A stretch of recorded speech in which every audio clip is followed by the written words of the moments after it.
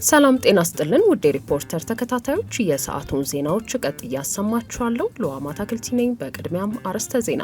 ገዢዎች ቃላቸውን በማይጠብቁበት ሀገር ሐኪሞችን ስለገቡት ቃል ኪዳን እያነሱ ማታለል አይቻልም ሲል ኢህአፓ ወቅሷል። ህወሓት የትግራይን ህዝብ ዳግም ወደ ጦርነት ለማስገባት እየሰራ ነው ሲል የአቶ ጌታቸው ረዳ ቡድን ክስ አቅርቧል። ሌሎችንም ይዘናል። አብራችሁን ቆዩ። ገዢዎች ቃላቸውን በማይጠብቁበት ሀገር ሐኪሞችን ስለገቡት ቃል ኪዳን እያነሱ ማታለል አይቻልም ሲል ኢህአፓ ወቀሳ አቅርቧል። የኢትዮጵያ ህዝባዊ አብዮታዊ ፓርቲ የጤና ባለሙያዎች ጥያቄ ትክክለኛ የመብት ጥያቄ ነው በማለት ከኢትዮጵያ ሐኪሞች ጎን እቆማለሁ ሲል ዛሬ ባወጣው መግለጫ አስታውቋል። ፓርቲው የጤና ባለሙያዎች ድምጽ ይሰማ በማለት ባወጣው ጋዜጣዊ መግለጫ ለዜጎች ጤናና ህይወት ወሳኝ የሆነውን ሙያዊ ስራቸውን እየሰሩ በሰላማዊ መንገድ ነው ድምጻቸው በጋራ እያሰሙ ያሉት ሁሉ በእጄ ሁሉም በደጄ የሚሉት ባለስልጣናትና ካድሬዎቻቸው አንገብጋቢ የሆነን የሐኪሞች ጥያቄ ለማድበስበስና እነሱንም ለማዘናጋት የሚያደርጉት ሙከራ በፍጹም አይጠቅምም ብሏል። መንግስት በአሁኑ ሰዓት በሰላማዊ መንገድ ከፍተኛ ነገር ግን ተገቢ የሆነ እንቅስቃሴ እያደረጉ ያሉትን የሕክምና ባለሙያዎች ጥያቄ ፈጥኖ በአግባቡ ካልመለሰ የመምህራኑም ሆነ የቀሩት ሰራተኞች ጥያቄ የተዳፈነ እሳት በመሆኑ እንደ ሰደድ እሳት ሊዛመት ይችላል በማለት ኢህአፓ አሳስቧል። ትግላቸውን መንገድ ለማሳት ህዝብን ለማገልገል ቃለ መሐላ ገብታችሁ ነው የምትሰሩት ማለትም ሆነ የቤት መስሪያ ቦታ ይሰጣችኋል፣ ከባንኮች ጋርም በመነጋገር ብድር እንድታገኙ እያመቻቸን ነው ወዘተ ብለው ለማዘናጋት መሞከር መፍትሄ አያመጣም ሲል የወቀሰው ፓርቲው ገዢዎች ቃላቸውን በማይጠብቁበት ሀገርና ሁኔታ ሐኪሞቹን ስለገቡት ቃል ኪዳን ማንሳትስ ምን ይባላል? የሀገሪቱን ወጣት ዜጋና ሀብት በራሱ ህዝብ ላይ በሚያካሄደው ጦርነት ውስጥ ሳይሳሳ የሚማገድ መንግስት የጤና ባለሙያዎች እየተራቡና እየታረዙ የሰው ልጅ በክብር ራሱን ችሎ ለመኖር ከሚያስፈልገው በታች ለመስራትና የወረደ ህይወትን እንዲመሩ ማስገደድ አሊያም ማታለል አይችልም በማለት የመንግስትን እርምጃም አውግዟል።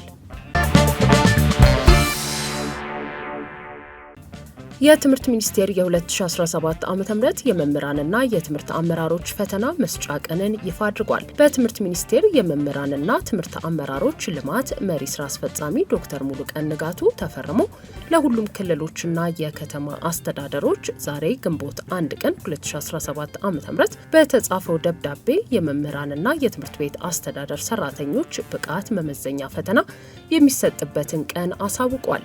ሪፖርተር ከትምህርት ሚኒስቴር ወጪ የሆነውንና በትግራይ ክልል ትምህርት ቢሮ ተሰራጭቶ የተመለከተው ደብዳቤ እንደሚያሳየው የመምህራን የብቃት ምዘና ትግራይ ክልልን ጨምሮ በመላው ሀገሪቱ ግንቦት 23 ቀን 2017 ዓ.ም ይሰጣል። የሙያ ብቃት ምዘናው የሚሰጠው ለሁሉም የአንደኛ መካከለኛና ሁለተኛ ደረጃ ትምህርት ቤት መምህራንና የትምህርት ቤት አመራሮች መሆኑን የትምህርት ሚኒስቴር ለ12ቱ የክልል መንግስታትና 2ቱ የከተማ መስተዳድሮች የትምህርት ቢሮዎች በጻፈው ደብዳቤ አስታውቆ ዝግጅት እንዲያደርጉ አሳስቧል። የምዘና መሳሪያዎች ተዘጋጅተው ለክልሎችና ከተማ መስተዳድሮች ተሰራጭተዋል ያለው ሚኒስቴሩ ፈተናው በተጠቀሰው ቀን እንደሚሰጥም አስገንዝቧል።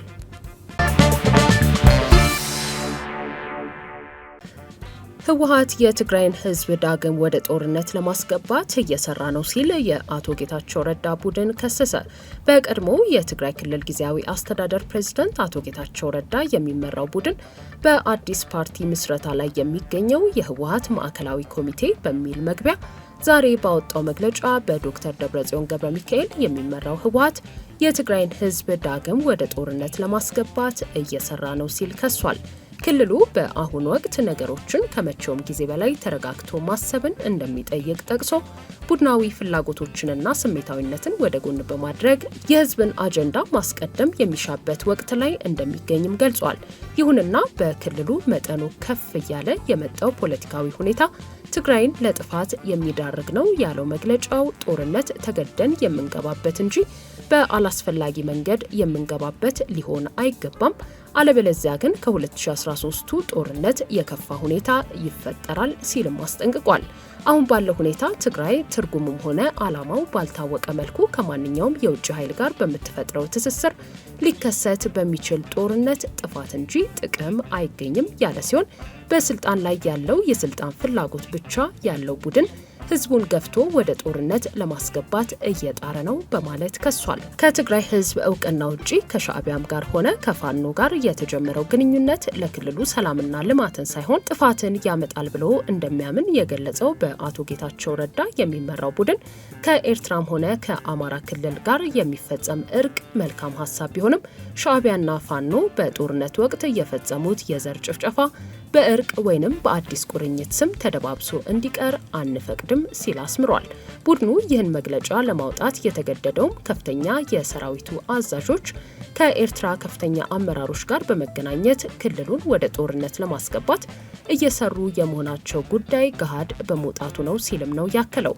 የትግራይ ክልል ጊዜያዊ አስተዳደር በትላንትናው ዕለት ባወጣው መግለጫ ከእውቅናው ውጪ በሆነና ዓላማው ግልጽ ባልሆነ መንገድ ከውጭ ኃይሎች ጋር የሚደረግ ግንኙነት ተገቢ ካለመሆኑም በላይ እጅግ አደገኛ ነው ያለ ሲሆን በክልሉ ስርዓት አልበኝነት እንዲነግስና ክልሉ መንግስት አልባ እንዲሆን የሚደረግ ጥረት ተቀባይነት እንደሌለውም ጠቅሷል።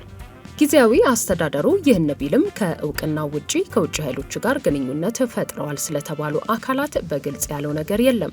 በትግራይ ክልል መቀለ ከተማ አንድ አክቲቪስት ከሰሞኑ ከኤርትራ አክቲቪስቶች ጋር ያደረገውን ቃለ ምልልስ ተከትሎ በቁጥጥር ስር የመዋሉ ጉዳይ በተለያዩ የማህበራዊ ትስስር ገጾች ላይ መነጋገሪያ ሆኖ የሰነበተ ሲሆን ግለሰቡ በጊዜያዊ አስተዳደሩ በኩል በሽብር ወንጀል የመከሰሱ ጉዳይም አነጋጋሪ ሆኖ ነበር። የጊዜያዊ አስተዳደሩ የትላንቱ መግለጫም ከዚሁ ጋር የተገናኘ ሳይሆን እንደማይቀር ብዙዎች አስተያየታቸውን ሲሰጡ የተስተዋሉ ሲሆን ትላንት አመሻሹን ግለሰቡ ከእስር መፈታቱ ተጠቁሟል። የክልሉ ፖሊስ ኮሚሽንም የአክቲቪስቱን ክስ ያቋረጠበትንና ከእስር እንዲለቀቅ ያደረገበትን ምክንያት ሲያብራራ ተቋማዊና ሙያዊ ነጻነቱን አስጠብቆ አስፈላጊውን የማጣራት ስራ እንዳይሰራ ከፍተኛ ጫና የደረሰበት በመሆኑና ግለሰቡን ከእስር ባይለቀው ሌላ ችግር ሊፈጠር የሚችልበት ሁኔታ በመኖሩ ለመልቀቅ መገደዱን አስታውቋል።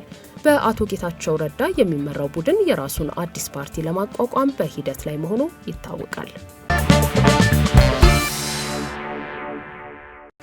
ውድ ሪፖርተር ተከታታዮች የሰዓቱ ዜናዎቻችን እነዚህ ነበሩ። ስላደመጣችሁን ከልብ እናመሰግናለን።